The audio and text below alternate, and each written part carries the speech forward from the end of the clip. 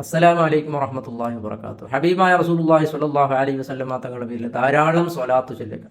റമദാനിൽ പ്രത്യേകിച്ച് സ്വലാത്ത് ചൊല്ലുക. കാരണം സ്വലാത്ത് എന്നുള്ളത് അത് എന്താക്കപ്പെടുന്നതാണ്, അല്ലാഹു തആല സ്വീകരിക്കുന്ന നമ്മൾക്ക് ഉറപ്പിക്കാൻ പറ്റുന്ന ഒരു കാര്യമാണ് സ്വലാത്ത് എന്നുള്ളത്. ചിലപ്പോൾ ഖുർആൻ ഓതിയാൽ, ഖുർആൻ ധാരാളം ഓതണം, അള്ളാഹു തൗഫീഖ് ചെയ്യട്ടെ. ഖുർആൻ ഓതിയാൽ ചിലപ്പോൾ അത് തെറ്റിക്കഴിഞ്ഞാൽ നമ്മളെ അശ്രദ്ധ മൂലം അതിൻ്റെ മര്യാദകൾ പാലിച്ചില്ലെങ്കിൽ നമുക്കത് ശിക്ഷയാവും. അതാണ് നബി സല്ലല്ലാഹു അലൈഹി വസല്ലം തങ്ങൾ പറഞ്ഞത്, റുബ്ബ ഖാരിഇൻ വൽ ഖുർആനു യൽഅൻഹു. എത്ര ഖുർആൻ ഓതുന്ന ആളുകളാണ്, ഖുർആൻ അവനെ ശപിക്കുന്നു. എന്തിൻ്റെ പേരിൽ? അതിൻ്റെ മര്യാദകൾ പാലിക്കാത്തതിൻ്റെ പേരിൽ. ഖുർആൻ അല്ലാത്ത നിരക്ക് ഓതുന്നു, അതിൻ്റെ നിയമങ്ങൾ പാലിക്കാതെ. അപ്പോൾ ഖുർആൻ എന്താവുന്നു? അവനോട് ദേഷ്യപ്പെടുന്നു. ഖുർആനെ നമ്മൾ ബഹുമാനിച്ച് അതിൻ്റെ ക്രമപ്രകാരം ഓതിയാൽ അൽ മാഹിറു ബിൽ ഖുർആനി മഅസ്സഫറത്തിൽ കിറാമിൽ ബററ എന്ന് നബി സല്ലല്ലാഹു അലൈഹി വസല്ലം തങ്ങൾ പറഞ്ഞിട്ടുണ്ട്.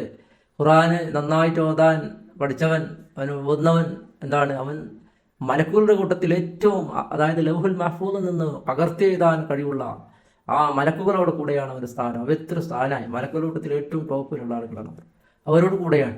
മാത്രമല്ല നബി സല്ലല്ലാഹു അലൈഹി വസല്ലം തങ്ങൾ പറഞ്ഞിട്ടുണ്ട്, ഖൈറുക്കും മൻ തഅല്ലമൽ ഖുർആന വഅല്ലമ. നിങ്ങളിലെ ഏറ്റവും ഉത്തമന്മാർ ഖുർആൻ പഠിക്കുകയും അത് പഠിപ്പിക്കുകയും ചെയ്യുന്ന ആളുകളാണ്. അപ്പോൾ ഖുർആൻ ധാരാളമായി നന്നായി പഠിക്കുകയും ധാരാളമായി ജീവിതത്തിൽ ഓതുകയും ചെയ്യുക. അള്ളാഹു തൗഫീഖ് ചെയ്യട്ടെ. അപ്പോൾ ഒരുപാട് സ്വലാത്തുകൾ നാം റമദാൻ കഴിയുമ്പോൾ ചൊല്ലണം. അള്ളാഹു തആല തൗഫീഖ് ചെയ്യട്ടെ. പലവിധ സ്വലാത്തുകളുണ്ട്. നബി സല്ലല്ലാഹു അലൈഹി വസല്ലം തങ്ങളുടെ പേരിൽ പലവിധ സ്വലാത്തുകളുണ്ട്. അതിൽപ്പെട്ടതാണ് സ്വലാത്തു താജ്. സ്വലാത്തു താജ് വളരെ മഹത്വമുള്ള ഏറ്റവും വലിയ ഒരു സ്വലാത്താണ്. റസൂലുള്ളാഹി സ്വല്ലല്ലാഹു അലൈഹി വസല്ലം തങ്ങൾ മദ്ഹുകൾ അടങ്ങിയ വലിയൊരു സ്വലാത്താണ്. സ്വലാത്തു നാരിയുണ്ട്, സ്വലാത്തുൽ ഫാത്തിഹുണ്ട്, സ്വലാത്തു തിബ്ബുണ്ട്, സ്വലാത്തു ഇബ്രാഹിമിയുണ്ട്. ഇങ്ങനെ പല സ്വലാത്തുകളുണ്ട്. അപ്പോൾ അതിൽ ചെറിയ നിലക്കുള്ള സ്വലാത്തും സലാമും അടങ്ങിയ ഒരു സ്വലാത്തുണ്ട്. അല്ലാഹുമ്മ സ്വല്ലി അലാ സയ്യിദിനാ മുഹമ്മദ് വഅലാ ആലിഹി വസഹ്ബിഹി വസല്ലിം. രാവിലെ 500 പ്രാവശ്യം, വൈകുന്നേരം 500 പ്രാവശ്യം ചൊല്ലിയാൽ വലിയ സ്ഥാനത്തെത്തുമെന്ന് മഹാന്മാരെല്ലാം പഠിപ്പിച്ച സ്വലാത്താണ്. അപ്പോൾ അങ്ങനെയുള്ള ഒരുപാട് സ്വലാത്തുകളും സലാമുകളും നബി സല്ലല്ലാഹു അലൈഹി വസല്ലം തങ്ങളുടെ പേരിൽ റമദാനിൽ നമ്മൾക്ക് സമർപ്പിക്കാൻ കഴിയണം. അല്ലാഹു തൗഫീഖ് ചെയ്യുമാറാകട്ടെ.